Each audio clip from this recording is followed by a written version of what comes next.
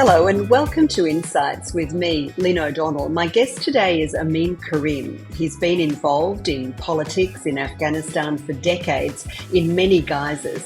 He was probably the first person to enter Afghanistan after the collapse of the Republic in August 2021, when he and his daughter walked across the Friendship Bridge from Uzbekistan.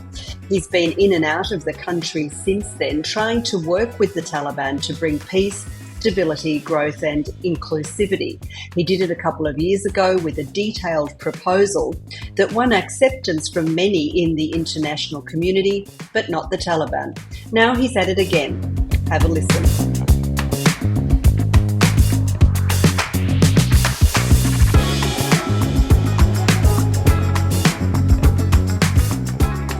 Amin Karim, thank you for talking with me today. We met in Kabul in early 2016 when you were negotiating with the government of Ashraf Ghani for the return to Afghanistan of Gulbuddin Hekmatyar, the leader of the Hizb Islami Party, who you worked with for some time.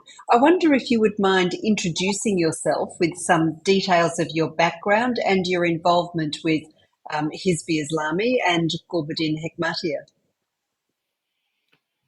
Bismillahirrahmanirrahim. Well, thank you very much, Lynne, for giving me this opportunity. My name is Muhammad Amin Karim. I was born in a middle-class family in Kabul and grew up there and studied in a high school, French high school. And then in 1978, 2 weeks after the communist coup in Kabul, I escaped the regime, and I've been established in France for since this time. I've studied architecture and sociology, and I was involved during all this time since 1975 in a political fight for the sake of our people. Do remember that at that time in this underdeveloped country, there was only one option for the people who wanted to change situation in their country. The most important movement was the communist groups, pro-Soviet Soviet Union or pro-Maoist Chinese group, and there was no other alternatives. But 2-3 things brought me to the politics and determined my whole life. The first one was the situation of my country, which was one of the most underdeveloped country in the world. And my father was going every year to Germany, making business. My brother's wife was was studying in Germany. And the news that I had from them about the other countries, remember there was no TV, no radio, no nothing to be informed of what's going on in the entire world. And it was giving me the possibility of comparing the situation of my country and the rest of the world, especially the Western country, why we are so underdeveloped. And that was one of the things that brought me to think about the situation. And the war, it's 1967 war on Palestine, and especially the draft of the 70s in Afghanistan, which the King Zahir was denying the existence of such a draft. All these things shocked me and brought me to be active and to work to change the situation. And at the same time, there was the unique movement who was not communist in the city, was the Islamist group of young Muslim students, led by Mr. Gulbuddin Hekmatyar and his friends. And after 2 years of reflection, I start to collaborate with them, and since 1975, I was a member of this movement. You know that up to 1979 there was no other political party in Afghanistan except the communists. The other political party has been created outside the country with the help of the country we are where you are established right now, and also the United States, who started helping the Afghan Mujahideen after the Soviet Union invasion of our country. And, at that time, up to 1950, 85, Hizb Islami was well supported by all three countries in the war. And its name was Group of Freedom Fighters. So Hizb Islami was the most important, if not the unique, efficient movement who was fighting against Soviet Union and had a program of social justice, a lawful government, and a regime ruled by the moral ideas. I mean, by the justice, by freedom, by lawful government. These are what the values that was very attractive for me and for millions of young Afghan, especially educated Afghan people. And that was the most well structured and less corrupted, if not corrupted, political and military movement who was fighting against the Soviet Union at that time. Those were the reason why I came to the politics and why I became a militant of this movement at that time. Uh, after all, after 50 years of militancy, I know that since we worked, since we acted in the scene of the society, we committed, uh, this party committed a lot of mistakes. And that's also true, but it's true that after 85, 1985, when Mr. Hikmatyar came to United States, invited by the United Nations, and since he refused to meet Mr. Reagan, the president at that time of United States, the hostility starts against Hizb Islami, and it's become a non-welcome movement in the United States and in all Western countries.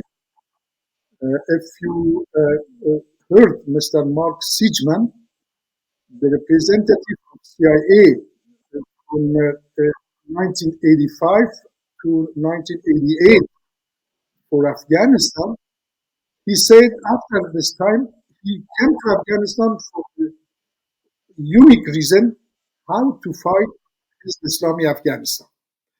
That was time that we were harshly fighting against Soviet Union presence in our country. But from this time, unfortunately, Hizb Islami became almost an enemy of some Western countries. In 1989, when the collapse of the Soviet Union starts, I heard Mr. Manfred Werner, Secretary General of NATO, being asked why NATO should continue to exist since the Warsaw Camp is collapsed. And he said, from now on, our enemy will be the Islamist group and the National Liberation Group. So that's why we should continue our fight. After you mentioned that Hizb Islami became non grata, I guess is a way of putting it. And Yes. then you successfully negotiated Gulbuddin Hekmatyar's return to Kabul. You tried earlier under the Karzai, you negotiated with the Karzai government. And then when we met, you were approaching the Ghani government, and that was successful. Hekmatyar was able to return to Afghanistan later in 2016. I'm sure you know his reputation among many Afghan people. Some call him the butcher of Kabul. and that's a reputation that he carries to this day. What impact do you think that that move by Ghani in welcoming him back had on the political landscape in Afghanistan in 2016? It was said at the time that then President Ghani was hoping that this could be a template for the Republic's relationship in the future with the Taliban. It didn't quite work out like that. What impact do you think it did have?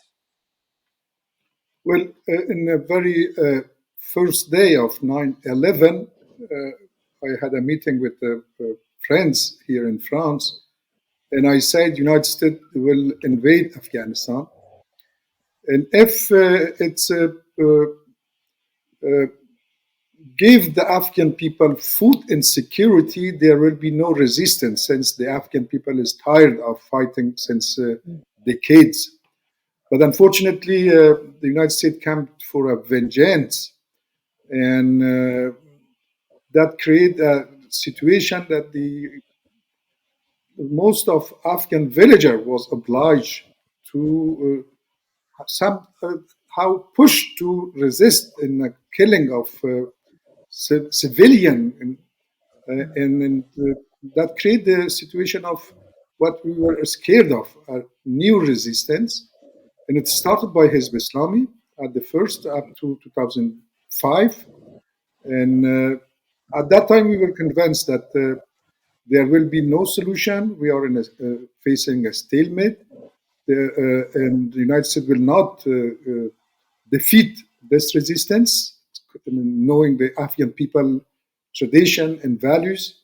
And we should find a win-win solution, because we were in a lose-lose solution for Afghan people and for the international communities. In 2007, I proposed a peace deal to the Western countries, to our president, Mr. Sarkozy, and to UK Prime Minister in the United States. And the answer I received in 2007 from Mr. Sarkozy was, the defeat is not an option. When I was talking about the peace solution, where through peace negotiation, the international community forces should withdraw from Afghanistan by creating a provisional administration in the country, and to holding a election after 6 or 1 year, in order to allow the Afghan people to choose their own destinies. At that time, unfortunately, there was a very negative answer from all Western countries that I received. And but I didn't despair. I continued this way. I created a forum of peace and freedom for Afghanistan, and I worked with Hizb Islami's leadership to convince them to come to the negotiation table.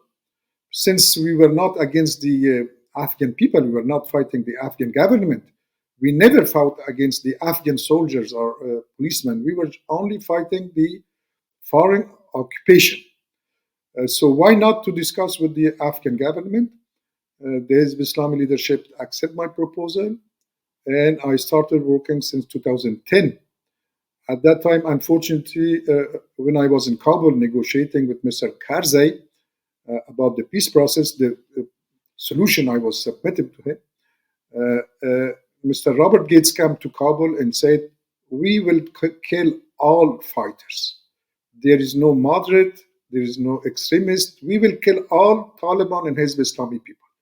That was continuing up to 2011.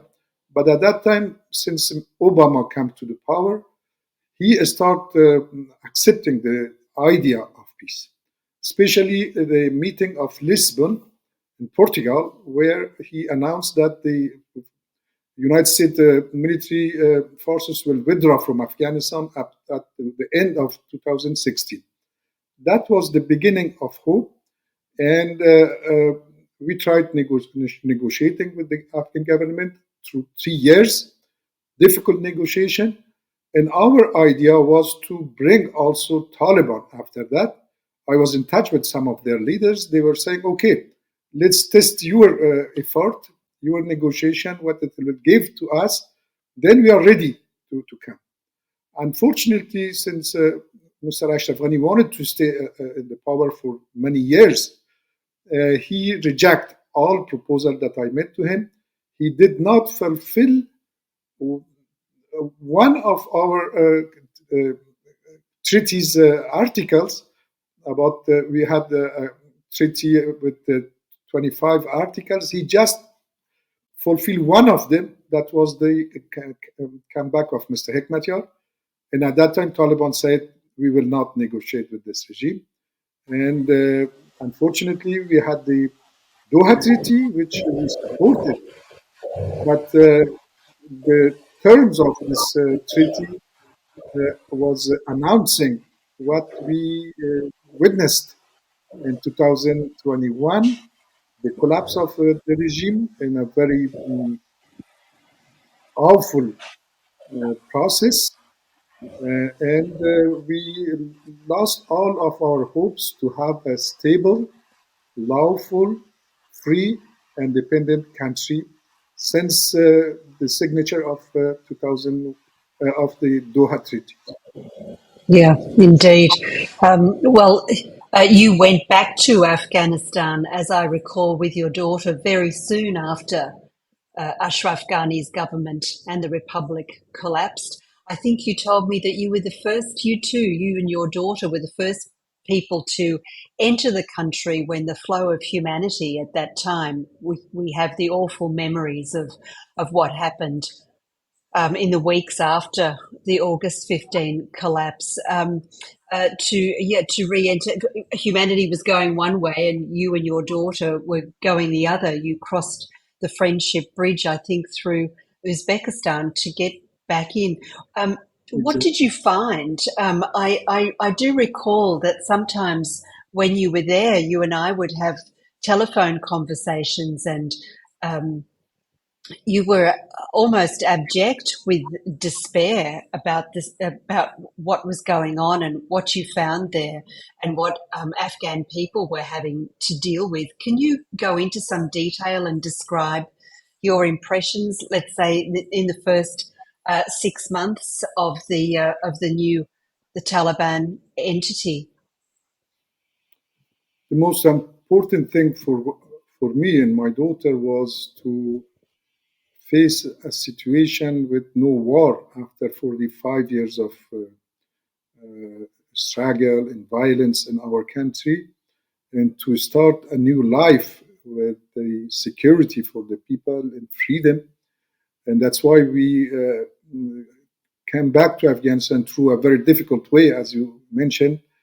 And yes, we were happy that the occupation was ended, the war was over, the very, very corrupted regime collapsed, and the island of power, kind of feudalism of political power, ended in our country. So that was the very positive points. But our expectation was at the same time to have now to start a new life with the stability in our country, with a lawful regime. We had the security. And we still have this kind of physical security. Of course, security means a lot of things, but I'm talking only about physical security at that time. But very soon, unfortunately, we saw that this movement want to have the absolute exclusivity of all aspects of life of this country. In many ways, it's only one political party. It's a one political party's rule in this country. One absolute exclusivity of gender in the power in the system. Exclusivity of interpretation of the religion. Most important thing. They believe that they are the unique people to have the right to interpret the religion. The absolute exclusivity of villager ruling this country, and unfortunately, what we was scared of happened, which was this fight of tradition against the modernity. This is the rule of a group of villagers who consider that all aspect of modernity is against Islam and they should fight it. Beginning with the girls and women situation, their rights, with the all educated people are considered as a non non-Muslim or not a good Muslim, so they have to fight them. And this is the rule of madrasas people. In the madrasa, you learn something and you repeat it. And the difference of, for example, with Hizb Islam is that you read the Quran to understand it. When you start to understand, you are asking question. And this is the difference. Now we lost a lot of our hopes from that time.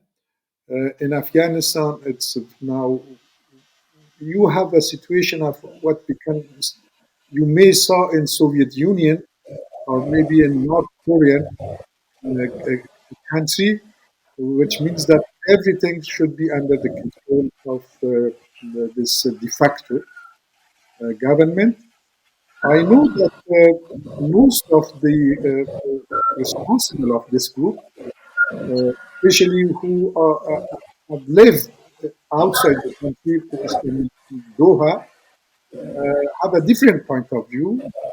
But a minority, a powerful minority circle established in Kandahar is ruling the country, even if the majority of the responsible are not agreeing with this policy, but they have the power, the circle, and they are imposing their point of view in our country, in our society. Um, we're getting close to the 3-year mark now. Have you seen any improvements, any changes, or is the situation becoming more and more tightly controlled by the Kandahar group? Rather, this second option, unfortunately. In the belief of Taliban group, you should follow the order of number one, which is, in my point of view, is not Islamic belief, but this is their belief in the group of Kandahar is imposing their point of view. Sometimes I'm asking myself if the isolation of Afghanistan is not wished and wanted by this group in order to have the free hand. I know that the Kabul people from this regime are mostly opposed to the ban of education for girls. They are open for some freedom of speech. They are pushing the existence, the work of political pluralism, which is not allowed by the circle of Kandahar. I don't know if there would be a fight, peaceful or violent fight, to change the situation from inside. But what is absolutely sure is that without the international community support, the situation in Afghanistan will become more and more difficult and more dark to live in this country. This is the Indeed. situation. Well, what do you do? I know that you've had an advisory role. You've been involved in formulating budgets for the Taliban regime. You've put together, I remember you telling me, a committee of patriots, I guess we could call them, people who have played senior roles in governance in the past and have had a voice in the past. Can you describe what it is that you're doing and what you hope to achieve? You go back and forth between your home in France and your home in Kabul in the hope, I believe, of making some positive difference. So can you explain what it is that you do? The most important thing is that we are in front of two de facto governments. The one is known under the Taliban Emirates, and the second is UNAMA, UN, who at the all ministries, education, economy, refugees, anti-drug, and they are working very separately. Since the regime is not recognized by the international community, there is no enough connection between UNAMA works and the de facto regime. I try to work as a bridge between these two identity with a circle of Afghan well-known and committed people who are living still in this country, not the most ruler of the previous regime, but the Afghan intellectuals like Mahbouba Saraj or Dr. Faiz Zalam or people, Dr. Jafar Mahdavi. These are well-known, well-committed to the country. We create a circle to create this bridge between these two de facto existence and sometimes to advise the UN how to work in Afghanistan, since the Afghans know much more better than any foreigners how to work in this country. That was and that is a very useful work, especially in the political aspect.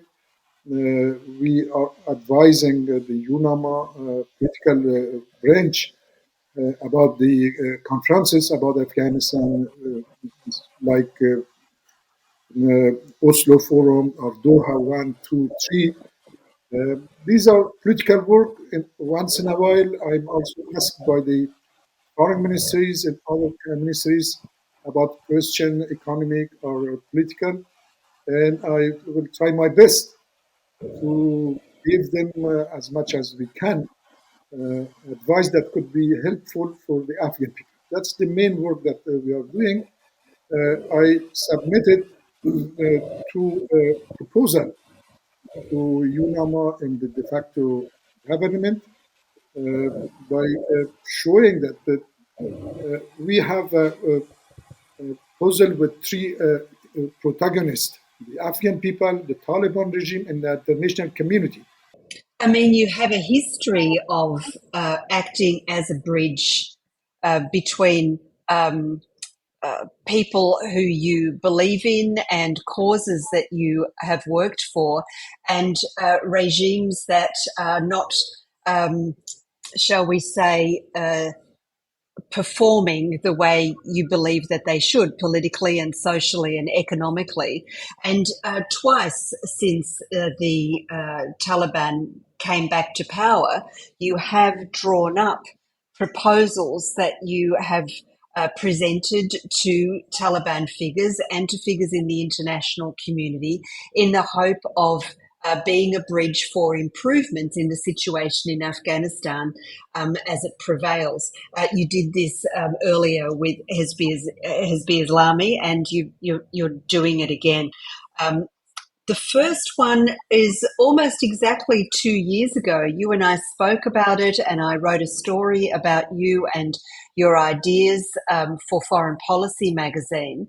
Can you go into the history of your first peace proposal for Afghanistan in the second era of the Taliban, and then we'll move on to your latest proposals. Well, the first proposal was the 6 months after the collapse of Kabul. And at that time, I proposed to the Taliban the creation of a political commission council and an economic council inside Afghanistan in order to rule the country, because they are not aware of how to rule a modern country.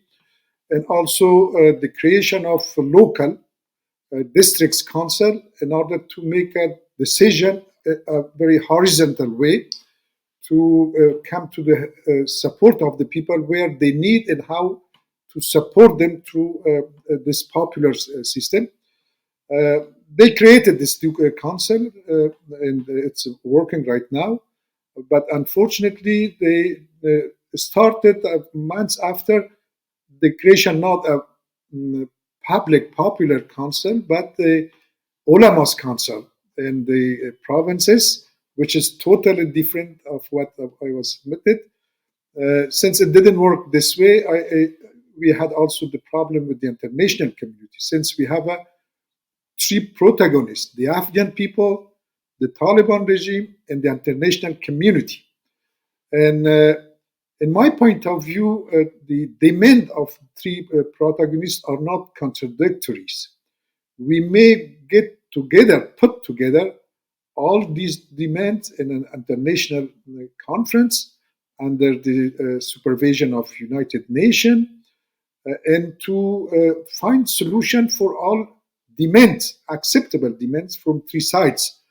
The international community is asking for fighting against terrorism more seriously, to have a lawful system in Afghanistan to guarantee the human rights, and especially the women rights, and a inclusive governance.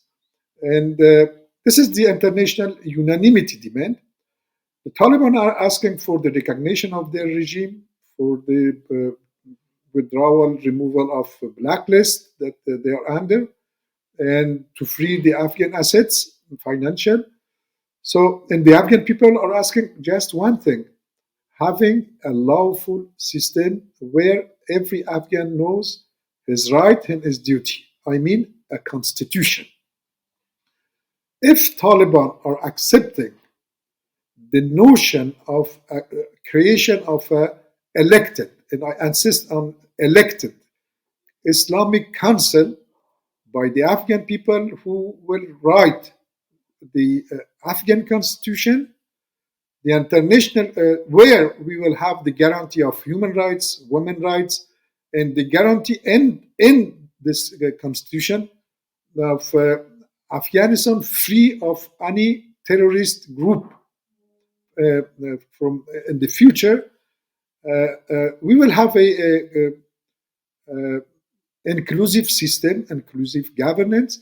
Taliban could stay in the power for 1, 2, 3, 4 years until the new constitution come under function. We will fulfill the demand of international community and the demand of the Taliban regime and also the Afghan people. A lot of and the most important country in the world are agreeing with the system.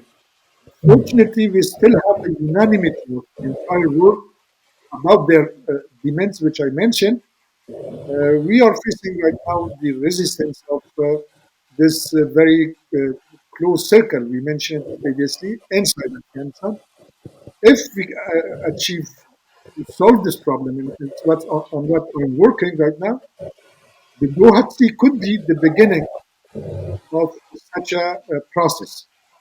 Otherwise, I think we are facing three most dangerous crises in Afghanistan. The first one is uh, very dangerous economic situation, a crisis of cultural crisis between tradition and modernity, and the legitimacy crisis.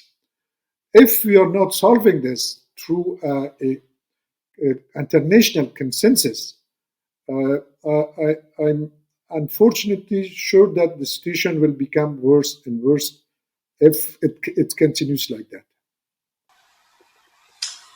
I think, I mean, some people might say that you're being hopeful to the point of naivety in thinking that there would be some agreement from the Taliban leadership to some of these suggestions. Um, any election the Taliban is likely to lose. It's a minority regime. So why have elections? They don't want to. There is an entrenchment around the leadership in the way women are treated, and it seems that almost daily there are new restrictions on the lives and movement of women and girls. Most recently, women who are working in the administration have had their salaries standardised, as the word is, but really cut to the point of unsustainability. Um, and the longer this situation prevails, the longer it is likely to prevail because it becomes more difficult to pull out of it. So, how How optimistic are you that you can get some level of agreement for change when the only change we see, especially from the outside, is regression? If there is no hope, there is no fight, there is no life. So we should keep having these hopes. We have the choice among four options: fighting this regime militarily, isolating this regime more and more, recognize them as they are, or to be engaged with them. Among these four options, I think the entire international community choose to be engaged and to do not opt for the three other options. I'm working through this option chosen by the international community. Every time, every moment, try to find a solution, to propose something. If it doesn't work today, maybe tomorrow the situation will allow us to have some success. I had the same difficulties when I started the peace negotiation with the Ashraf Ghani regime. He told me 98% of Afghans and 98% of international community representative was not believing in such a process, in such peace deal. So there is no, in political life, impossible thing for a long term, which is something which is not possible today could become possible tomorrow. And Afghanistan is a very good witness of this impossibility and possibility since many decades. I'm hopeful. I think if there is no change, the economic situation will push millions of people to get out from Afghanistan or to start fighting against the situation, because the unique choice will be the starvation. If 10% of people who are facing the situation start kind of resistance, considering that this is because of this regime that they are facing this situation, the situation will be different and will be changing. And I think that will bring this regime to take under consideration the proposal of the people and to be somehow responsible in front of the people. The only economic situation could bring, unfortunately, but could push this regime to accept this change, to accept, be engaged with the international community, in this way to accept some legitimate demand of the international community. This is a possibility, and we are working for that. We Well, cannot you stay. mentioned, go on. We cannot stay in France. We said doing nothing and wait and see. We should work in any situation. Yes, I understand that, and I very much respect your tenacity over the decades, really. But you mentioned before China. I spent a lot of time in China. I've visited North Korea a couple of times. These are the regimes that you're comparing the Taliban to. Um, Regimes that don't care about the hardships that they create and perpetuate for the general population. And my impression from outside is that you have a similar attitude amongst the Taliban.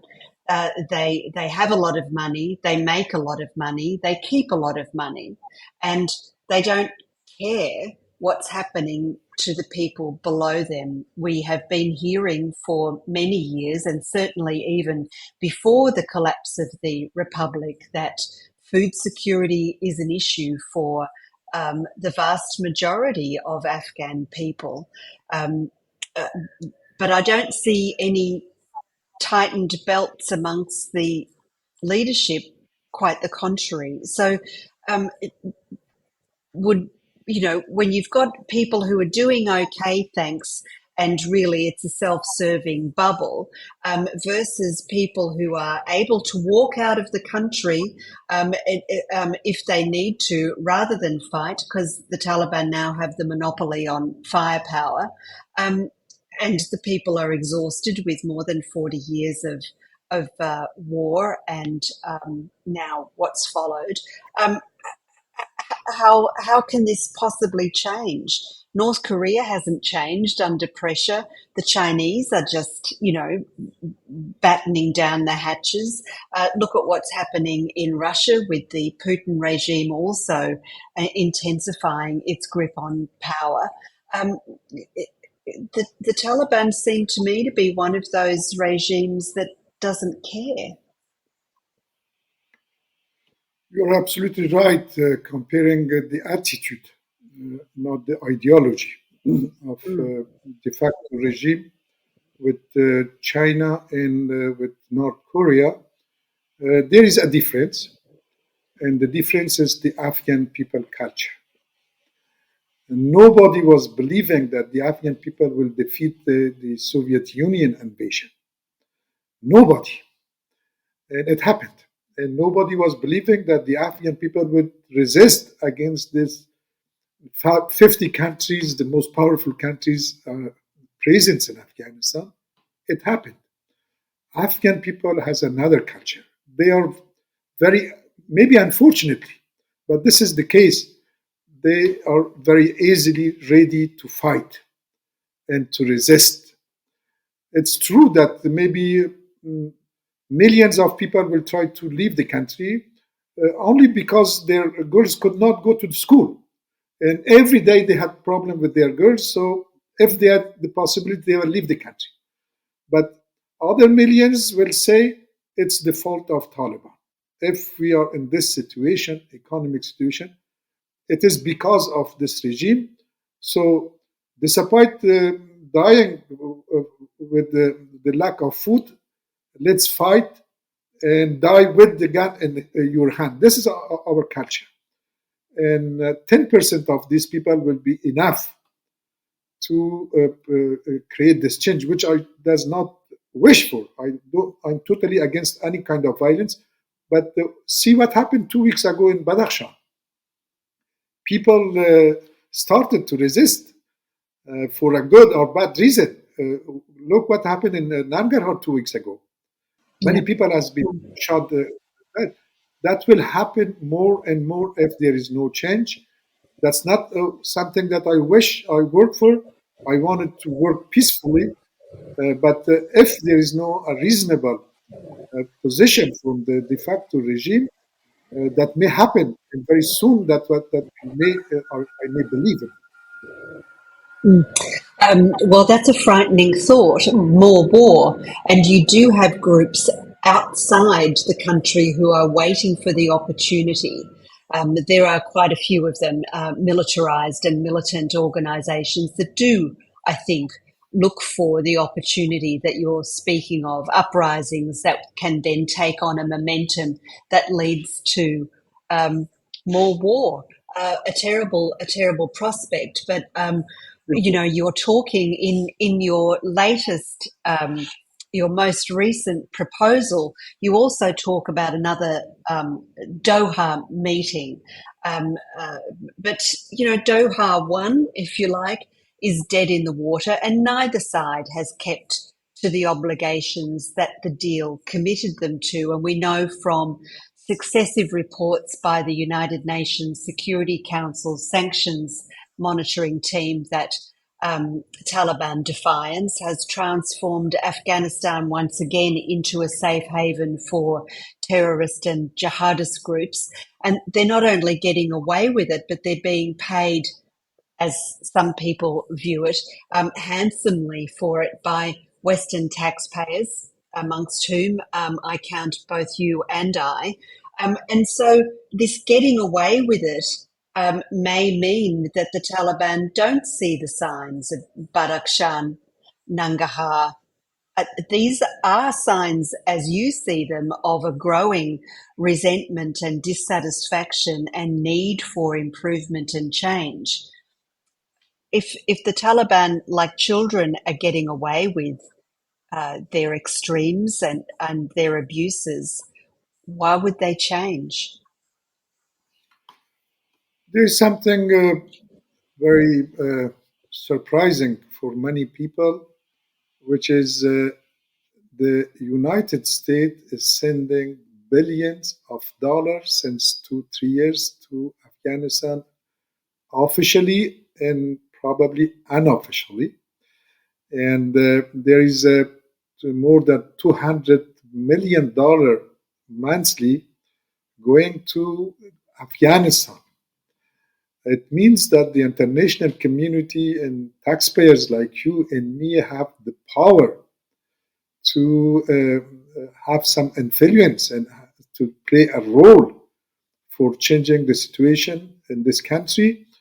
Unfortunately, I'm convinced that United States, in absence of any less bad or better alternative, is keeping this regime under what we call the serum, to be just alive, but just be alive, not be very well positioned.